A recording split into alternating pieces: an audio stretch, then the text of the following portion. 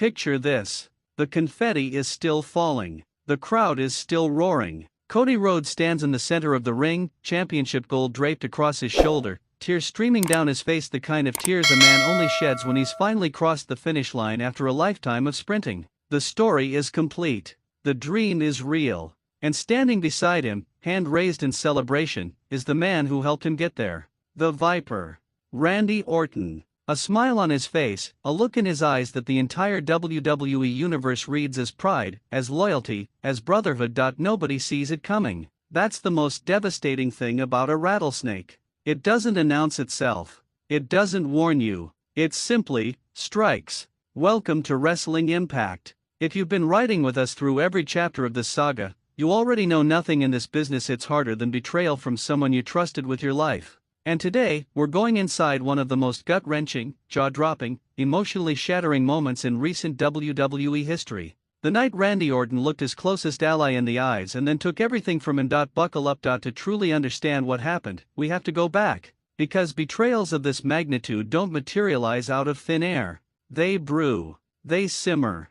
They build in the shadows while everyone's looking at the spotlight. 4 months, Randy Orton had been something the WWE Universe never fully expected to embrace: a hero. Not reluctantly, not calculatedly. A genuine, battle-tested partner who stood shoulder to shoulder with Cody Rhodes through impossible odds. And the fans? They ate it up.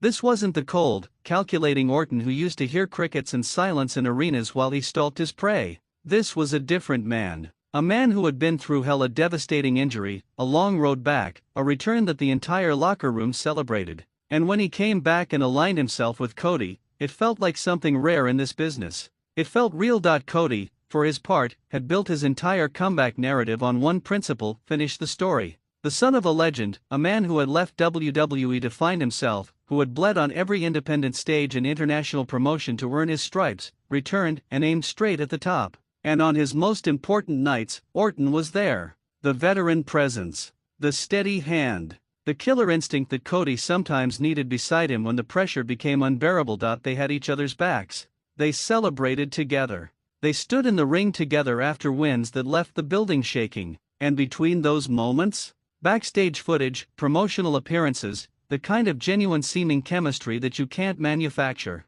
Fans talked about it constantly online, in arenas, in wrestling circles. Was this the rarest thing in WWE, a real friendship carried out under the brightest possible lights? Maybe. For a while. Because something was changing inside Randy Orton. And the terrifying thing? He hit it perfectly. The first signs were so subtle that most viewers dismissed them entirely. A micro expression here. A half-second hesitation there. The moment during a post-match celebration where the camera caught Orton watching Cody soak in the adulation of the crowd, and the look on Randy's face wasn't pride. It wasn't happiness. It was something colder. Something that veterans of watching this man's career would recognize immediately. It was hunger. Because Randy Orton has always been the apex predator. The legend killer. The man who built his entire identity around being the most dangerous person in any building he walked into. And somewhere along the way, standing next to Cody Rhodes, watching Cody Rhodes receive the loudest cheers, hold the brightest championship, live the biggest story, something deep and primal in Randy Orton woke up and asked a question it couldn't stop asking. Why him and not me?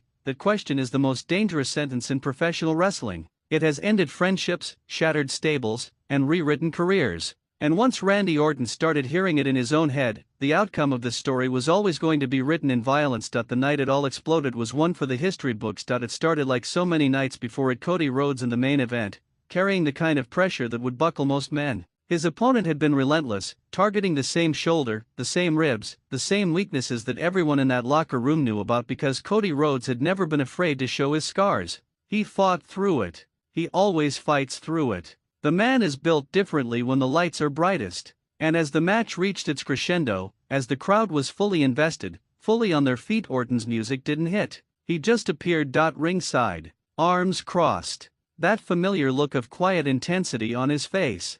The crowd popped for him. Of course they did. They assumed he was there for backup. They assumed this was the story. They knew the alliance, the brotherhood, the partners watching each other's backs when the vultures circled. But Orton didn't move toward the threat. He watched. And in that watching, in that deliberate, calculated stillness, you could feel the electricity in the building shift. Fans who had been cheering started exchanging glances. Something was wrong. The air felt different. The broadcast team picked up on it, their voices dropping slightly, as if they too sensed that something irreversible was approaching. Cody hit his finish. The crowd erupted. And as the referee counted 3, as the bell rang and the arena went absolutely nuclear with noise, Cody rolled to his knees with that look he always has, grateful, overwhelmed, victorious. He turned toward the ropes, toward Randy, arms extended, expecting the embrace that had followed so many wins before this one. Randy Orton stepped into the ring. The arena held its breath. And then Randy Orton struck. The RKO came from nowhere, which is exactly the way it was designed.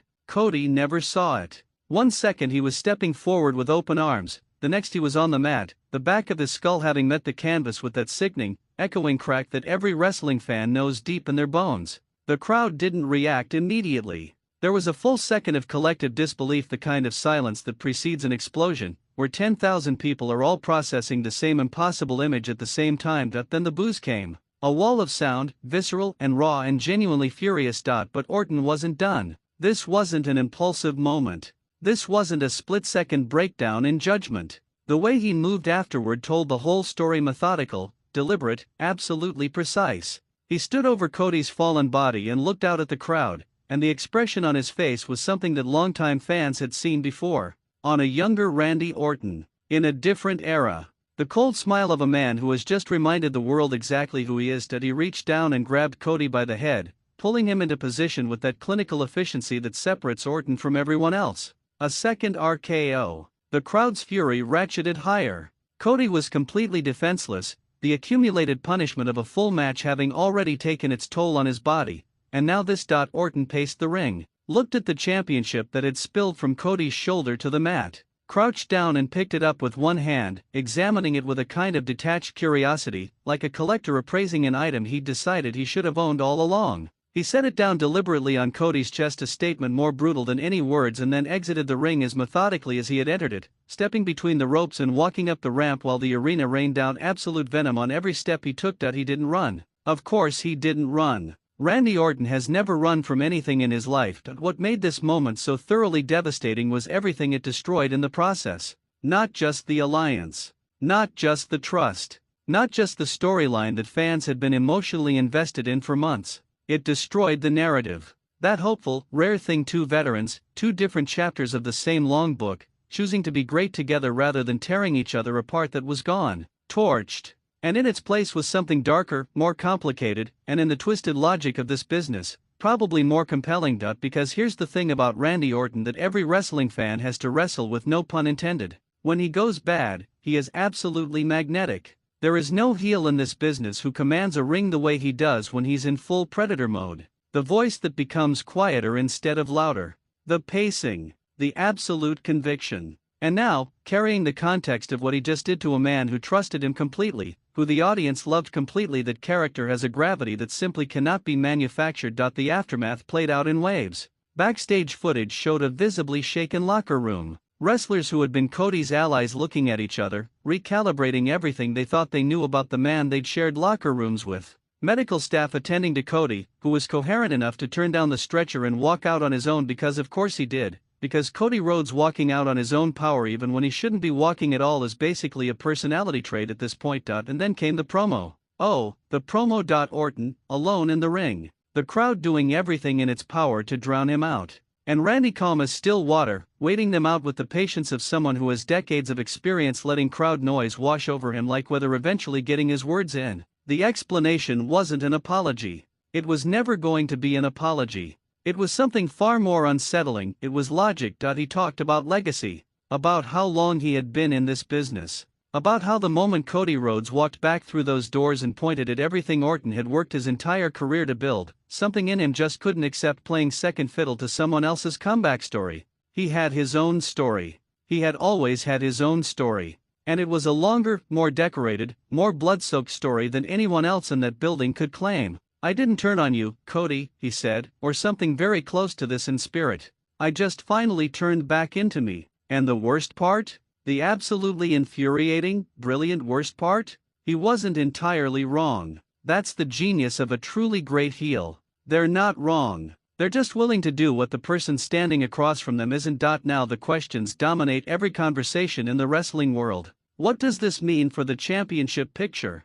What does Cody Rhodes do with the scorched earth of this betrayal? Does he let the hurt fuel him, or does the psychological weight of being blindsided by someone he genuinely trusted become the thing that finally breaks his stride? And who does Randy Orton align with from here? Because a Viper this confident, this committed to a new path, is going to draw the most dangerous elements of the roster to him like gravity. Because here's what we know about Cody Rhodes: he finishes his stories every single time. He has been knocked down more times than most people would have the emotional fortitude to get back up from, and every single time he gets back up, he finds another gear, and he delivers something that the audience never quite sees coming. The betrayal by Orton doesn't end Cody's story. If anything, it reshapes it into something more personal, more primal, more emotionally raw than anything that came before. And here's what we know about Randy Orton: when he decides to destroy someone, he does it with a patience and thoroughness that borders on art. This wasn't impulsive. This was a decision that built over weeks, possibly months, executed at the precise moment it would cause maximum damage. That's not a man who stumbled into being a villain. That's a man who made a choice with full awareness of every consequence, and he made it anyway. That's what makes this collision course so irresistible. Two men who understand themselves completely. Two men who know what they're capable of. One with everything to reclaim, and one with everything to prove he never needed to give away in the first place. The ring is set. The fire is lit. And wherever the story goes from here, whatever premium live event becomes the stage for this confrontation, whatever promos come first to sharpen these knives until they're dangerous, the WWE Universe is going to be watching every single second of it. And so will we. If this video hit you the way the betrayal hit Cody Rhodes full force, completely out of nowhere, then do me a solid and smash that like button. It genuinely helps this channel get stories like this one in front of more wrestling fans. And if you're new to Wrestling Impact, hit subscribe because we are in this season together, and trust me, you do not want to miss a single chapter of what's coming. Drop your hottest take in the comments right now. Did Randy Orton make the right move? Was this inevitable from the start? Or is there a part of you that saw this coming and just didn't want to believe it? I want to read every single one of your thoughts. This has been Wrestling Impact. We'll see you in the NE.